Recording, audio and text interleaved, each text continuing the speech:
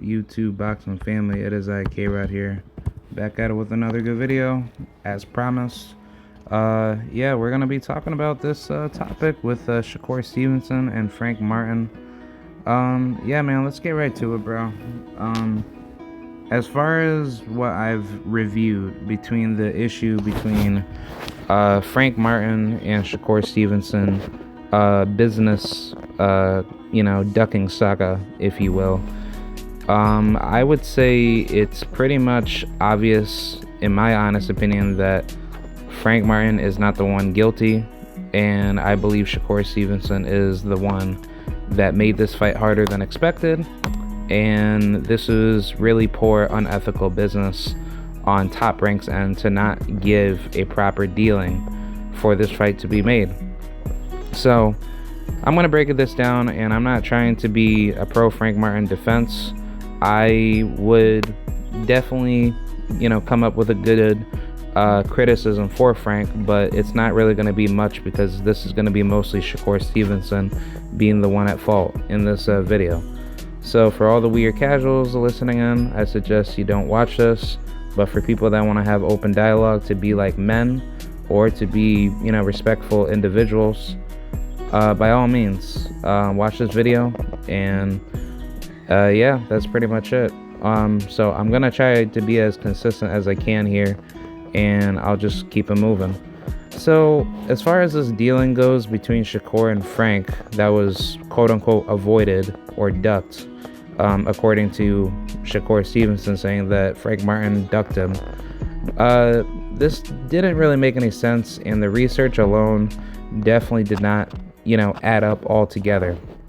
So for those of you that don't know, Top Rank and PBC, quote unquote, are two different sides of the street. And the whole political narrative that's always been told between PBC and Top Rank fighters is that Top Rank fighters don't want to be doing business with PBC fighters because, the business is always difficult and two sides can't come together, which doesn't make any sense. But, the stupid narrative is that Top Rank fighters will always have a problem with PBC fighters. But the stupidity behind that is, like, when it comes to any other fighter that doesn't care about politics and they just want to fight, we technically see PBC fighters fight Top Rank fighters, but it's for a particular reason, because it's either one, Top Rank believes that their fighter can beat the other fighter, so therefore Bob Arum or people that represent Bob Arum's messages to conduct the operations that are needed to make those fights happen, they will do it. And on a business standard, that does benefit Top Rank. Top Rank needs, certain pieces within their stable to get high quality victories. So therefore, they prioritize certain matchups of that manner to make sure that they can keep their business operations running. So the issue that I've always had with Top Rank fighters is that Top Rank fighters always show a lot of deprecation in their careers when they get tested against tough competition. The issue that I've always had with Top Rank fighters is that they fight a lot of no-name competition that no one's heard of in their careers, and once it's time to step up the competition or to fight for a world title, they don't ever talk about fighting the champions. They only talk about saying, oh, well, I just want to go after these guys when I see them at the top. But you don't really say that you want to fight everybody, because it's not true. So on a business standard, Top Rank operates in a certain model where they make sure that their fighters do call out the quote-unquote best, but when it's time to make fights with those good fighters, they always back out of the negotiations and try to make excuses to say that their fighter can't do this because of X, Y, and Z, and I need this and I need that. And it's really sad for the sport of boxing, because fighters are using business politics to make excuses for big fights not being made. That's mostly on the men's side. For the female side, I would say, women are definitely doing what guys used to do, thousands of years ago. Like, hey, if you want to fight, I want to fight, let's get it. There's no need for promoter politics to be talking nonsense to say that we can't fight, because it's like, you're the boss. They're not your bosses. So, case in point, why boxing is so toxic with so many people trying to argue for purse splits to say that this guy needs to get paid this X amount of money over that guy, and then it's like a never-ending battle that just turns into a failed argument battle that doesn't win anything other than just create controversy over a particular matchup between two hyped up fighters or fighters that are good, but it's just that the fans create a toxic barricade to prevent big fights from happening. So as far as this dealing with Shakur and Frank, it's pretty much the same principle. As far as what I know with the purse split, as this fight was mandated by the WBC, in which, just to let you guys know, this was not for the WBC vacant title. This is basically for a WBC interim position to fight Devin Haney if he chooses to come back to 135 after his potential victory over Regis Prograis. So if that were to be the case, the winner of that fight would have been the champion in recess, and basically they would have took position of Devin's belt, and it's basically a email belt status. That's really what it is, because you're not fighting for the real championship. You're really just fighting for a contender placement to be the champion, to basically go up against the undisputed champion to fight for undisputed, in which Shakur Stevenson did not take that offer with Devin Haney, and therefore, that's what caused this whole mess between him and Frank Martin to be, set up in the first place.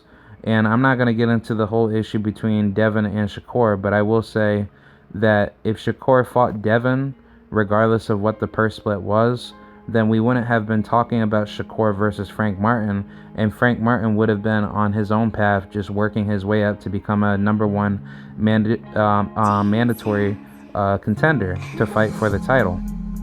So the issue with this whole fight being made was simply because that Shakur Stevenson didn't want to fight Devin because of quote-unquote money, but there is other factors in which Shakur is guilty for, but I'm not going to talk about that. It's just simply that this shouldn't have happened in the first place, and this fight should have been settled a long time ago between Shakur and Frank, whether if it was going to happen or not. But basically the end goal for Shakur Stevenson's career, he was supposed to basically move from 130 to fight Devin Haney, and therefore after whoever wins that fight between them, they can just move on to advance their careers, and they'll still continue to have good careers. So that's basically the situation that we had between him and Frank that got pulled off.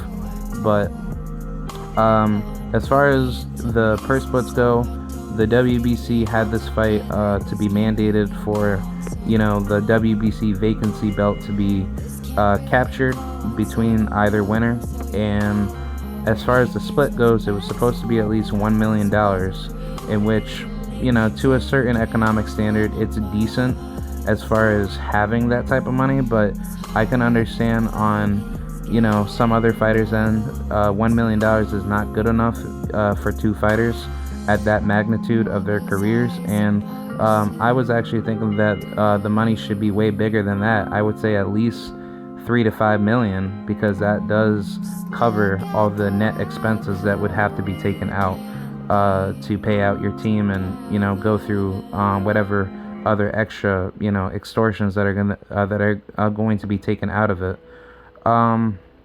The issue, however, was that this was supposed to be a typical standard split, where, if I'm not mistaken by the WBC's rules, the WBC's sanctioned body's rules for having a vacancy belt split is that both fighters are supposed to get at least 50-50, or it can be petitioned for the split to be modified for a fighter that already has world championship status with the WBC, that being Shakur Stevenson. But there's going to be a massive issue behind that, as I will try to make a counter argument for that. But for him to be a two-division world champion, and he's already captured the WBC title at 130, in which he lost his belts off the scale following to the Robson Conceição fight, The status itself doesn't make sense, but it's just more so that whoever has a bigger championship status, apparently to the WBC's rules, it can be modified for the champion or former champion to get more money compared to the, world title, contender challenger, i.e. Frank Martin, that has never gotten a world title in the first place. So the issue with this is that Shakur Stevenson was wanting to make he was wanting to make this fight harder than expected in terms of business negotiations. And yes, to a certain degree, Shakur should have a bigger split over Frank, but it should be fair on the level where Frank gets a good amount of money to be paid, in theory. So the issue that Frank had with Shakur Stevenson with this fight was that Frank was not getting paid a fair wage as far as him wanting to have more money in his pocket to fight Shakur. So I think that makes perfect sense, and to anybody that has a good understanding with business economics, to understand the financial ramifications in boxing, that does make sense. And that's basically the word of mouth of what Frank Martin and his team wanted. But there's an evil catch behind it, in which I'm going to have to talk about this. But before I get there, Frank Martin basically wanted to have a good amount of money given to him, so therefore this fight can be made.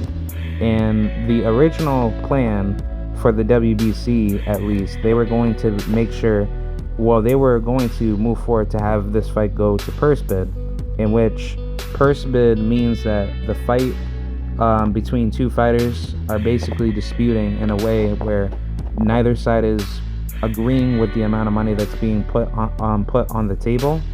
So therefore, that being Top Rank, quote unquote, hosting the promotional card, Frank or whoever didn't like the money that was being prioritized wanted to have more money. So I would assume Frank Martin, he was wanting to get more money, but that wasn't being given to him. So therefore, that's where the purse bid situation with the WBC was to be initiated. So that was going to be the original plan, but Top Rank did not want to do that, because the main course of a purse bid is that purse bids in boxing really expose how a fighter is worth. And the good thing is that if you are fighting good competition, but you are not getting paid the net worth of what you should be earning, then purse bids would benefit you as the better fighter that is continuously fighting good competition in their own respected weight class. So that's why Top Rank wanted to make sure that never happened, because remind you, when it came to Terrence Crawford and Sean Porter, that fight was going to be put for purse bid, but I believe Top Rank made sure that Sean Porter got his fair end of money with Terrence Crawford. But obviously it wasn't big money, but Sean Porter did what he had to do to try to make sure he got his fair split. But in regards to this situation with Shakur and Frank, it's very similar in that manner, because it's like, let's just say I never fought for a world title, but I'm fighting for a vacant title against a really good fighter that already had world titles in other divisions. And let's just say that the money per split is not fair to be given to me, because I want to have more money given to me. Then yes, I have every right to say that I want this fight to go to purse bid, because if I don't like what the money's being offered to me, of how much I'm going to get after I'm done fighting, then it's not going to benefit me, because I want to make sure that I'm getting paid, exorbitant, basically I want to get paid a good fair amount of money, so I'm not getting screwed over at the end of the day. So that's pretty much the main issue of what Martin was arguing for.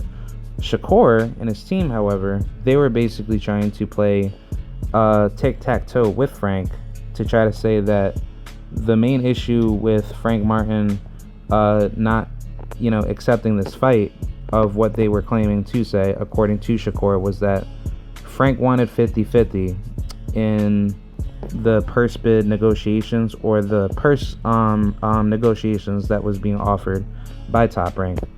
And as far as I know, Frank never said anything of that level, leading to the announcement of the WBC wanting to mandate the fight between Shakur and Frank.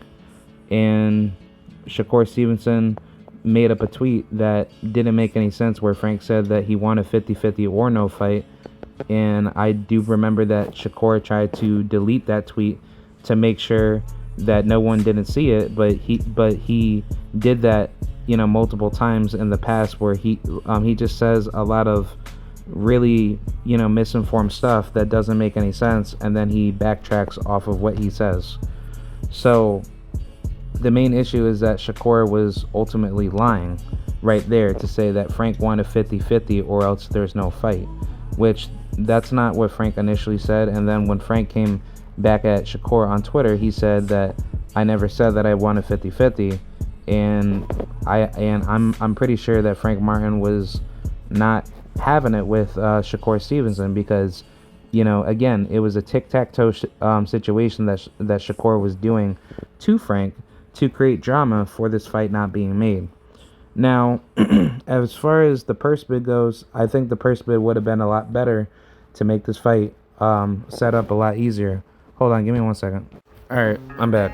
Yeah, the purse bid would have been better for Frank Martin compared to Shakur, because on a economic macro scale, it would benefit the fighter that fights better competition and is wanting to get paid for the right amount of money.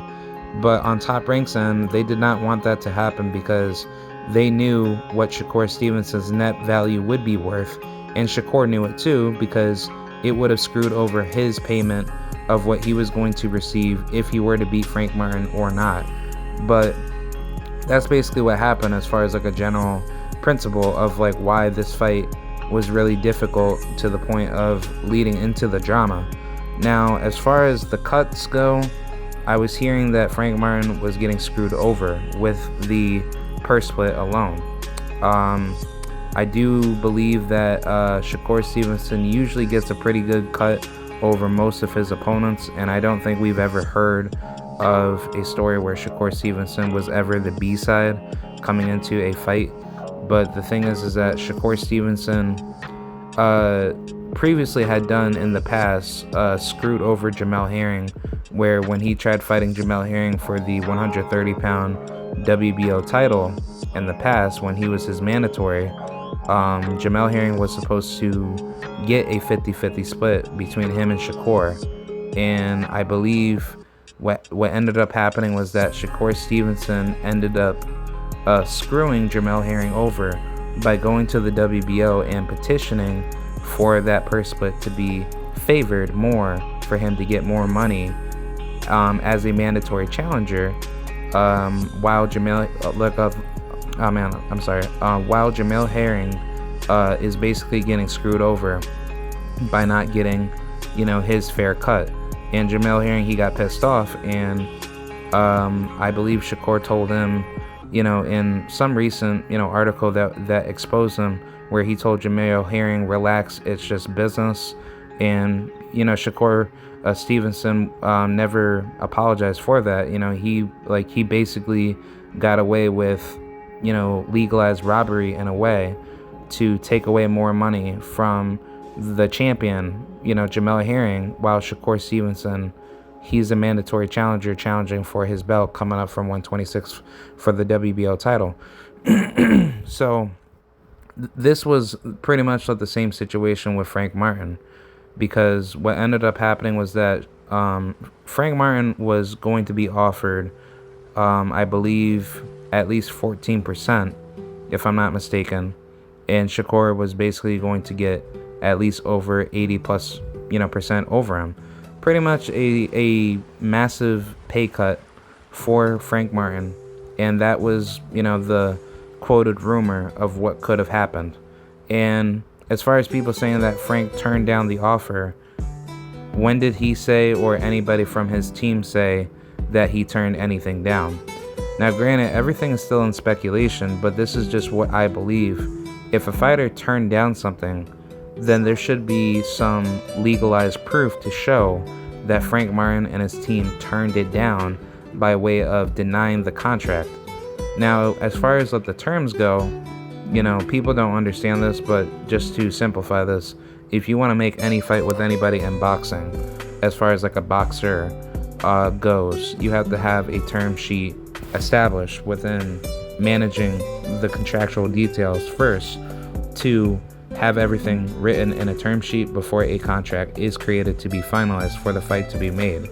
So for a term sheet to be created, you have to have certain agreements between either side to have those certain little pieces that you want here and there to make sure that this is right over here, that's right over there. So once it gets to that point to finalize the term sheet, that is where the contract gets sent out.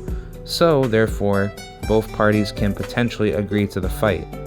Now, as far as what I heard, Frank Martin did agree to terms, but as far as what was the terms being written on, I'm sure it was mostly written on the fact that he wanted to have a fair split, because that's really what he was arguing about, to say that I wanted to have a fair amount of money. Now the issue is that Shakur Stevenson never brought any of that up.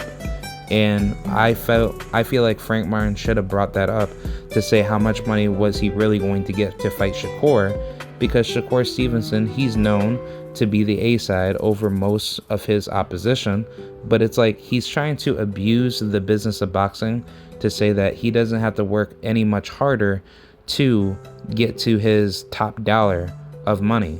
Now the issue with Shakur is that he has never been cut loose with any of his paydays that he's always gotten in his world title fights, and he's never argued and complained about money in the past when he was trying to go for world titles in the past, starting from 126 heading into 130.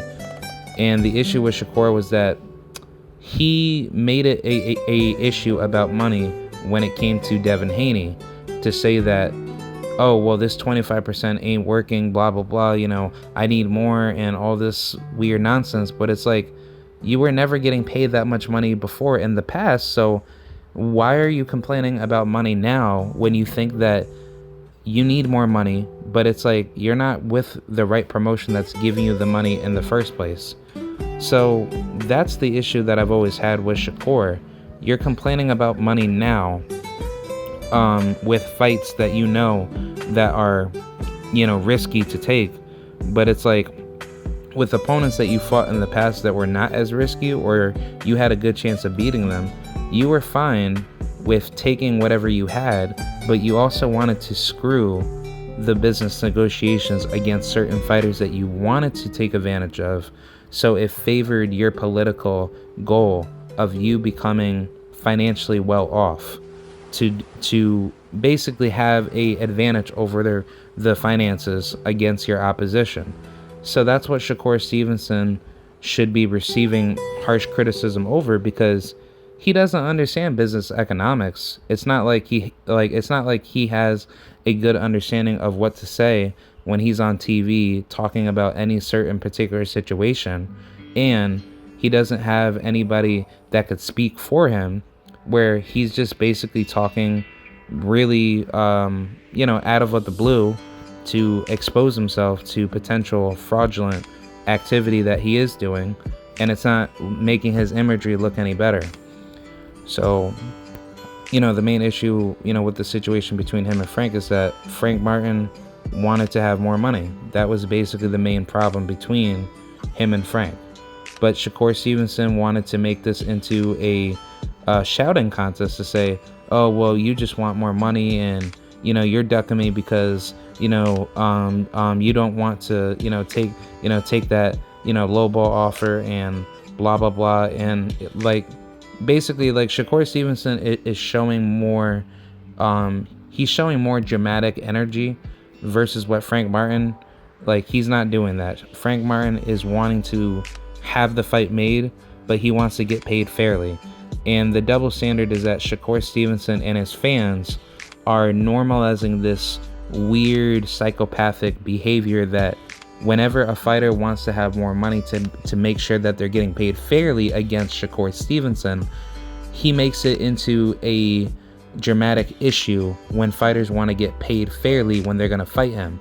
But when it comes to Shakur Stevenson fighting Devin Haney or Gervonta Tank Davis, guys that have more of a higher economic ceiling than him, he wants to complain about money. He wants to get paid fairly, and Shakur Stevenson fans don't want to admit that he has a poor unethical mind on business ethics, and he's normalizing that behavior to say that it's good when I do it, but it's not okay when I'm getting screwed over by other fighters that I know that are risky to take, for those big fights, and you could potentially get, beat up badly in those fights. And it's like, if you knew that these are the fights that are going to be tough to take one day as far as business goes, then why are you taking advantage of other fighters that are wanting to be great to beat you, but you're not being fair with them on the business? Because Shakur Stevenson is doing the same thing what Terrence Crawford has done in the past, and Gary Russell, because Gary Russell, he's done the same exact thing too. And I would say that if he never did that in the first place, Shakur Stevenson would be making more money, similar to Devin Haney in a way, because that the whole point is that you're supposed to be this big mega star that you say that you want to be. You want to become the next Floyd Mayweather. You want to do this, you want to do that, but you're not moving like Floyd. You're not going out of your way to be your own boss, and you're not taking those opportunities that are being put in front of you. You are turning down these dangerous opportunities that are being put in front of you. And this is not a good step to get to the top medium value of where you want to be financially, to create generational wealth for the next, family members that come along within your, bloodline. So pretty much Shakur Stevenson screwed himself in the situation between him and Frank. And that's pretty much the whole truth. As far as Frank goes, Frank is not doing anything wrong. He basically wanted to have more money given to him, and unfortunately Shakur Stevenson was trying to pull a very snobby business scam on Frank Martin, where he wanted to basically be the automatic A-side over him without having to be fair to make sure Frank gets paid. So as far as that goes, that was pretty much the main issue with Frank Martin. But on top of that, there was another big issue that made this fight harder to make, was that there was another boxing rumor that was being spread out through the blue. From what I've heard within the grapevine, Frank Martin, I believe, trainer and promoter, that being Derek James and Errol Spence. I don't know if this is true, but basically Frank Martin has a deal with Errol Spence with his promotion, Man Down Promotions, and I think there's a deal between him and Derek James and Errol Spence where Frank Martin, he has a deal set in place where basically Derek James is going to be his manager along with trainer, and then Spence will be his promoter. But what ended up happening was that with this fight being settled with Shakur Stevenson, Frank Martin had no he had no knowledge of knowing that this fight was going to be made. But as far as the purse of that money being negotiated, Derek James and Errol Spence allegedly made the $1 million offer deal accepted for Frank Martin without his consent of actually wanting to have that, that offer being given to him, being given to him. So to make this simple, Frank Martin was not informed about the $1 million that Top Rank was going to offer and what the split was going to be on his end. So as far as Frank Martin declining, that makes sense, because why would I basically say yes to something that is not going to benefit me? And the only reason why anything like that could ever happen is that Frank was not informed, and therefore there was some unethical business dealings being done behind his back. And I'm not saying that Errol Spence and Derrick James are, potentially guilty for this, because I'm not too sure what ended up happening behind closed doors. That's the problem with boxing. Like, there needs to be public review of what business dealings are being dealt with for the fighters, because compared to any other sport, people can know what's going on between the NBA trades and the business dealings that are being done. Like everything, like most of the information that you see for other sports that is conducting business between teams, they have that set up where everything is mostly public. You can know when things are being discussed in a public business manner. Obviously some things have to be private because certain players want to make sure that their privacy is being protected as far as what they want for money wise, and what certain contractual obligations that they want to be measured for their business dealings, right? But the main issue is that with boxing is that everything is very private, in which I don't disagree. Like, boxing negotiations should be private, but there should be a simplistic review,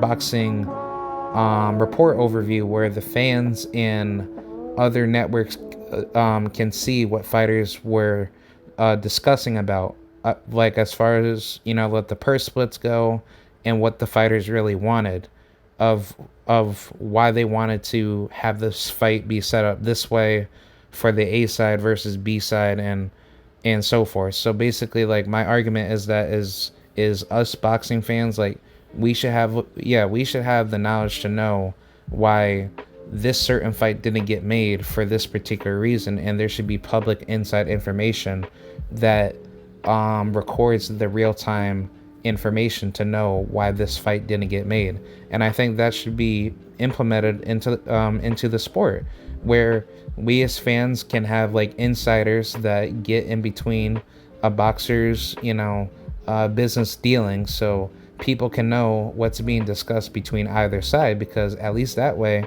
it can expose fighters more, but it will also show how the business operates itself. Because basically the main like component of how boxing fights are made on a business level is that you negotiate on a purse split and a venue and a date. That's really it. As far as networks go and what promoters want, that doesn't really mean anything. It's mostly dealt with how the money's going to be given to you, and where is the venue going to be located, and what is the date for the fight, because that's really how fights are usually made within a simplistic manner.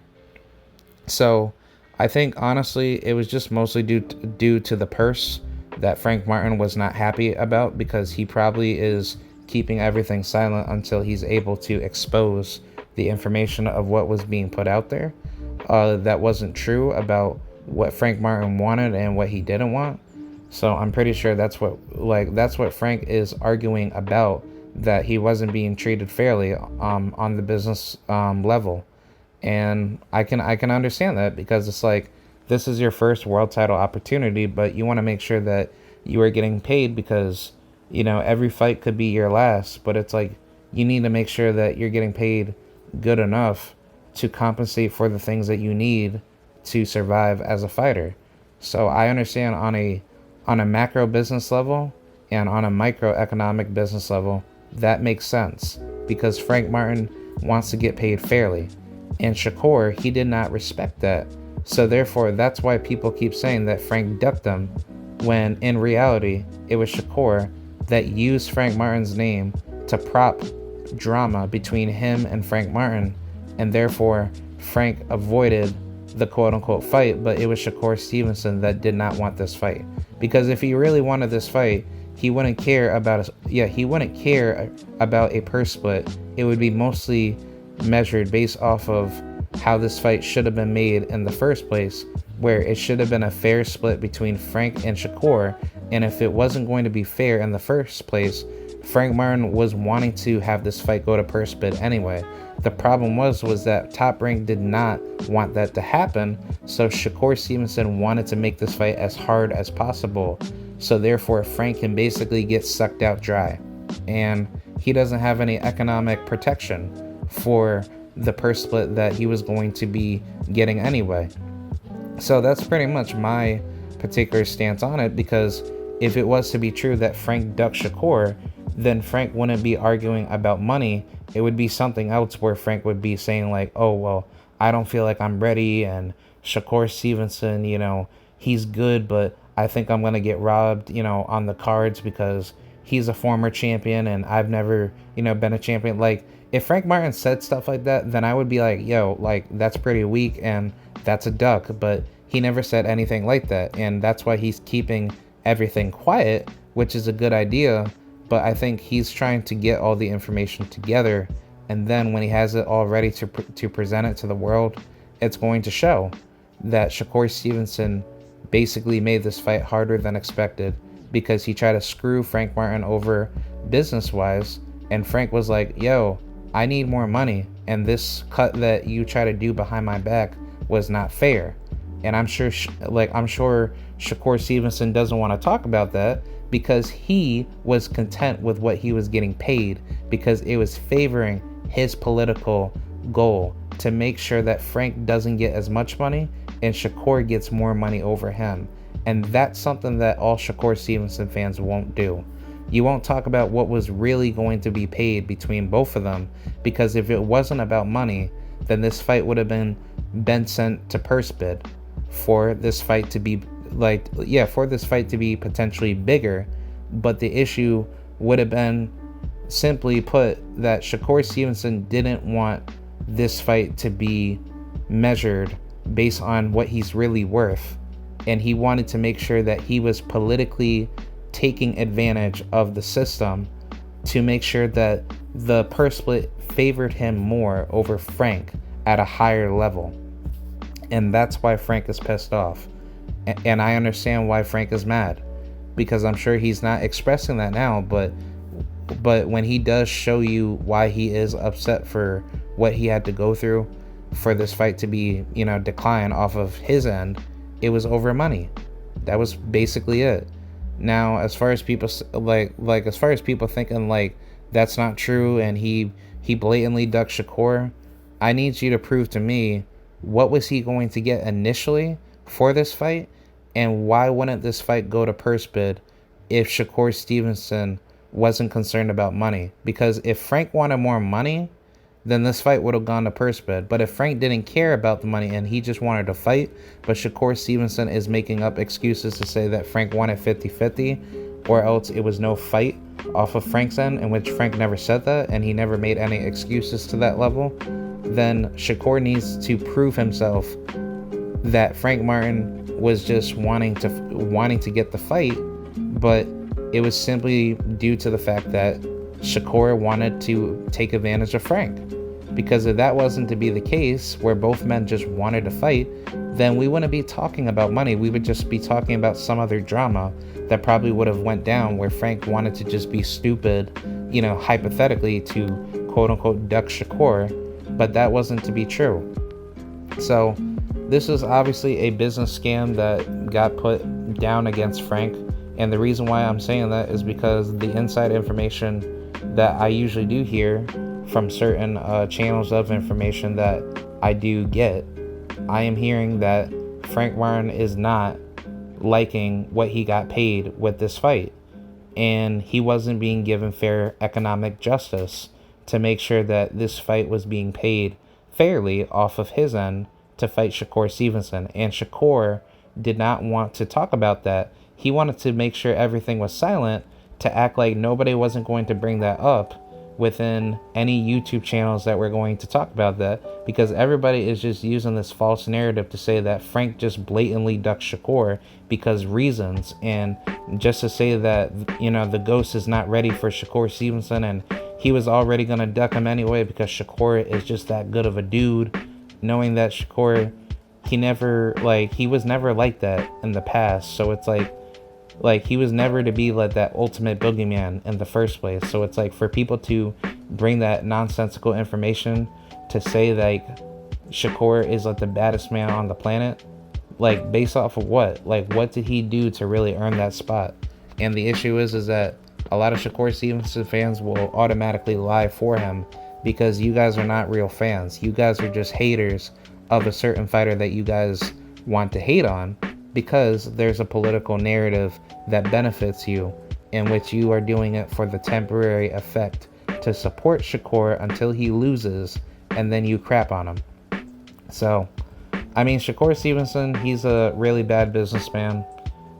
He's a snitch, and that's really it. I mean, I'm not trying to hate on him. It's just simply that Shakur is a bad businessman that goes behind other people's backs to make sure that he could backstab you in the long run.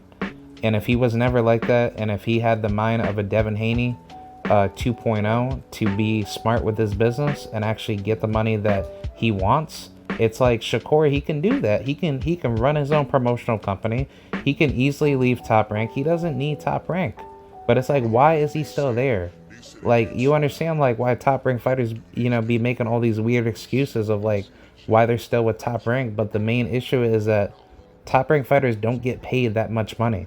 They get paid cutthroat money because Bob Arum is using them as puppets to prop them up for hyped up fights that will never happen with cross-promotional fighters. But whenever it's in-house against other fighters in their stable, Bob Arum, he's fine with that, because Top Rank, they fuel most of their money off of giving the fans a fake deception to believe that certain fights need to be made with only Top Rank, competition to be matched up, against each other. And when that's never to be the case all the time, that's when Top Rank fails to make good fights for the fans. And when people want to see good matchups with, the best competition, that's where the Top Rank fighters start creating this nonsensical drama with other good fighters off of other competing promotional platforms. So therefore they could, create the hype job, trash talking, machine politics to fuel their potential buildup for the fighter that they're building up. So therefore they can fool the fans until either that fight can be made with the tough fighter from a different platform that they can potentially beat, or to make up some weird business political excuse to protect their fighters, because they don't want to, waste their assets of being sacrificed, because that's really why Top Rank doesn't match up their fighters up against tough competition early in their careers, and nor even heading into the prime of their careers. They always try to find a reason to make sure that their fighters don't have to go up against any tough fighter from a different platform, because that staggers their economic business model for what they want to become as a promotional boxing platform. Because ESPN, they could very well do business with PBC and DAZN, with Matchroom and many other platforms, but Top Rank is the only company that does dealings with ESPN, because ESPN, they don't know boxing, they don't promote boxing as much, so they just go with Top Rank because they know that Top Rank fighters are good enough to please the casual boxing fans, to the point where casual boxing fans will eat off of what Top Rank employees hype up about their fighters. And they just make up all these weird cases of why their fighters are better than everybody else without even having to prove to be the best. So that's pretty much it with Shakur Stevenson. Sorry that this is a long video. This had to be a long video. But this is, my truth about Shakur Stevenson. Not being able to finalize the fight with Frank Martin. So that's pretty much what I have to say. There's no bad blood against Shakur. It's just that he's a dishonest businessman. That's really how people need to understand it. And if people don't want to, that's fine, because all I have to say is that time will reveal all truth, but history will be written by the truth that will expose liars and people that are not basically faithful, in their own ethics and morality. But it's not only that, it's just more to do with the consciousness of logic and reason, with principles and ethics. And it clearly shows that in life, that if you are not consistent with being, responsible to treat others, the way that you want to be treated, then eventually the golden rule will be applied to you, where others will not treat you the way that you are treating them. So the consequences will come. So I think that's what Shakur Stevenson is digging his hole up for. He's creating a lot of burnt bridges, and it's not good to do that. So yeah, that's pretty much it. I don't really have much else left to say. I hope Frank Martin can get his just due heading into the future with oh, hold on. All right, I'm back. But yeah, basically, I just wanted to finalize this to make sure that everything got hashed out, and I think this is a pretty good breakdown with what I had to say anyway. So yeah, be sure to like, rate, comment, subscribe, and hopefully things can be worked out in the future between Shakur and Frank. I really wanted to see this fight, and I hope that it will still happen in the future. But as of now, it's simply due to business, divisive politics, and yeah, that's pretty much it.